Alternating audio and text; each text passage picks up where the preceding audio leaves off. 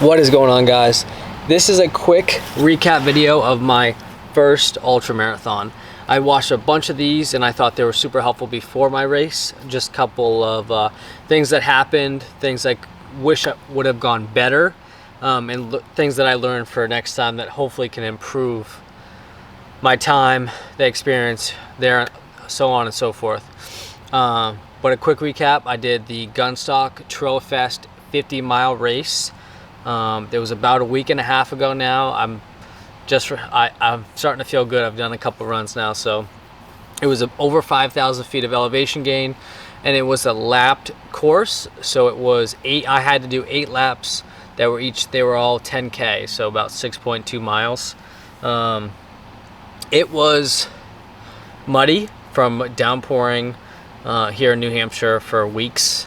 It was very hot and humid on the day of the race. There was no rain. That would have probably been nice, but we hadn't had really hot days. So when I get to the race, it was a 6 a.m. start. It was already 95% humidity, and I believe it got to over 80 degrees without the humidity throughout the day. I did finish the race. If you follow me on Instagram, you saw that. My time was 12 and a half hours, just under 12 and a half hours to do 50 miles. My pace that I would have liked was for an 11-hour race. Quickly onto first, second, and third lap of the race. Was moving, my heart rate was very elevated. I was running with a group of people. It was super fun. It was distracting, but it was probably a little too quick for how hot I was getting. Very quickly on those laps, I was already thinking I may have a hard time finishing this race because I was getting so hot. I was getting slightly worried that I was going to get some sort of heat stroke and then just not be able to finish. So I believe it was lap 4. They do start to blend in. I believe it was lap 4.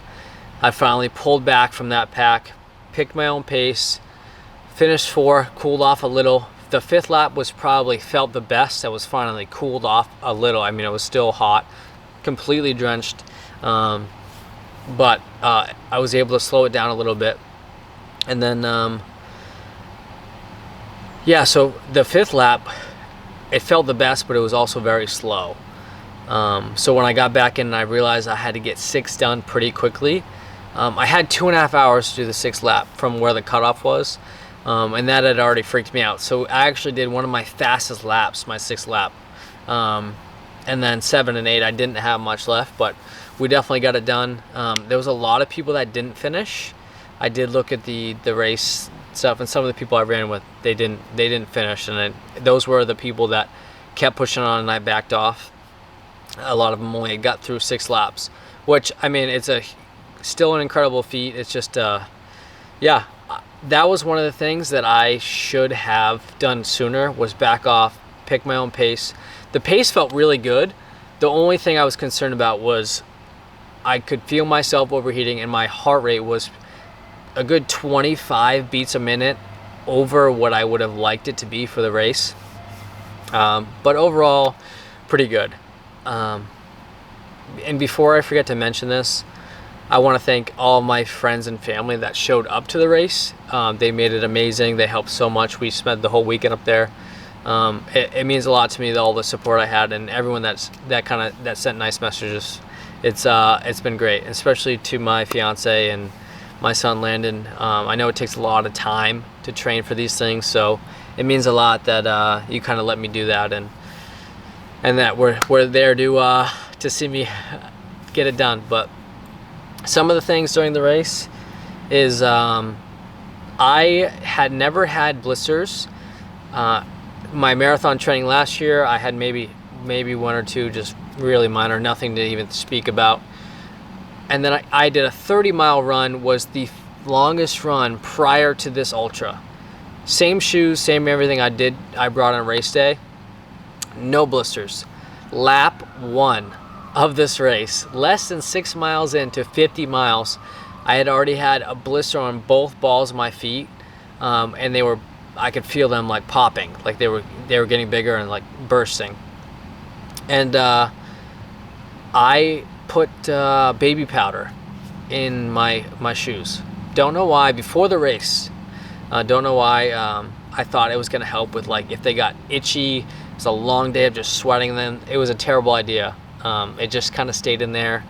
I ended up having to keep switching out socks and using Body Glide on them. That definitely helped. But by the end of the race, I mean, my feet were destroyed. But I think that's kind of fun because, I mean, after 30 miles, I had never even ran that far. So just running on, like, I mean, you're running 50 miles, you're not going to feel good. And I think it's just a little bit of adversity, which keeps it fun. A little review on the sneakers. I used Hoka Speedgoat 5s. They were good. I think the blistering was from my stupid mistake and not the shoes. That, and I mean, my feet were soaked and muddy all day. So, I mean, just this sliding around, I'm sure that was the reasoning. One thing I should have done was had a second pair. I didn't trail run every single day in my training, so every time I came back to them, normally you would switch in and out. It wasn't a concern. So I really should have had another pair of trail shoes to switch out, just to dry, keep some of the sweat and the friction into like different pressure points on my feet. I'd say the only other thing I can think of that was kind of a real big issue, other than the heat for the race, was I had a really hard time getting food down just because I was so hot. Nothing really, I mean, I got sick twice. Nothing really stayed down. I started with some goos and some fruit, and then all the aid stations were great. Just getting sodium in the entire time. Another thing was I took in, like, I believe every lap, I took in 2,000 milligrams of sodium. I think that was necessary because I was taking that much sodium in, plus all the sodium in, like, the foods that I was eating with goos, and there was like potatoes out there, all that kind of stuff, and my fingers were still like getting super puffy. I was sweating. I was still sweating, which was a good sign. So I just kept that up, and I think starting the second or third lap, I had 1,000 milligrams in each water pouch on my my running vest. If you guys are interested, I can do a different video on all of the things I carried with me, the vest I used, the shoes, socks, stuff like that. But I just wanted to do a quick recap of some of the things that I didn't consider going into my first ultramarathon, only because these were some of these were helpful for me to watch before I did this, and it's just kind of a fun thing to listen to. I know even the 50 miler I did, there was only like 20 to 30 people that did that whole 50 miles. So it's not a big community, but it was definitely fun meeting everyone out there on the trail. Super positive race, and as hard as it was a good time. And there's some fast people out there. There's some real fast people. But I would like to do some more. It was really fun. I mean, this is the second race that I've ever done. Did the marathon last year, and I did this year.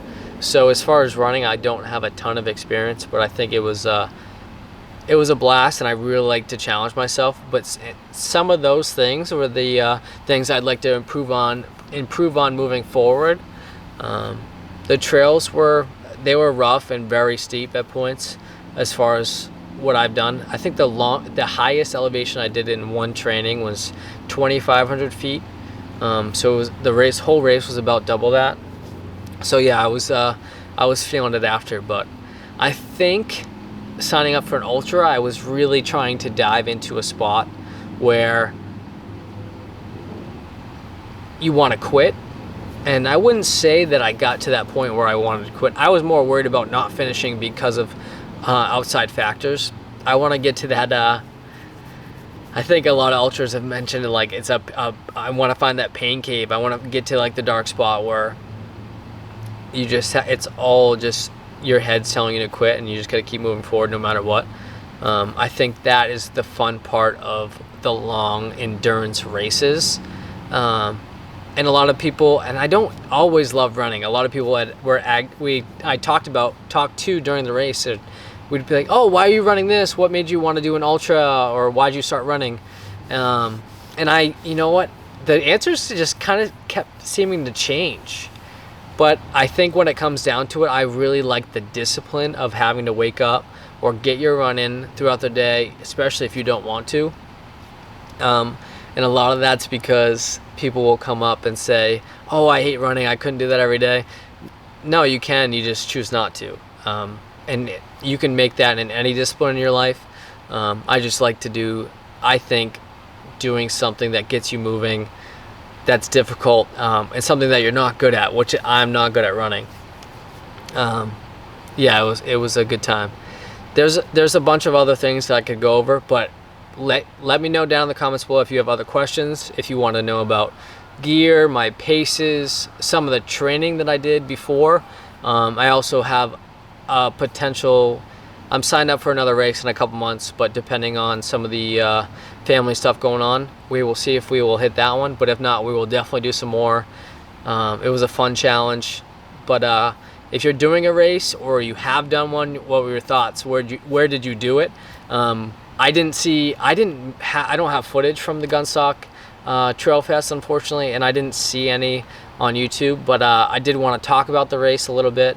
It was a good time. They did an 80K, which is the 50 miler, 50, 30, and a 10K. So yeah, it was fun meeting everyone on the course, no matter the distance they were doing. Yeah, it was a good time. But I appreciate everybody for watching. I just really enjoy, I should have recorded some stuff for the race day, but I do really enjoy making YouTube videos, so we'll see. Maybe we'll keep making some more.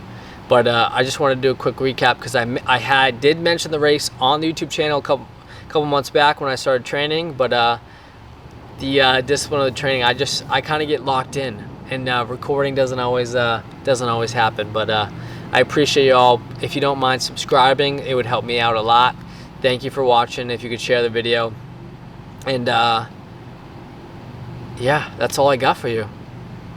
I appreciate you guys. Do more, and I'll catch you in the next one.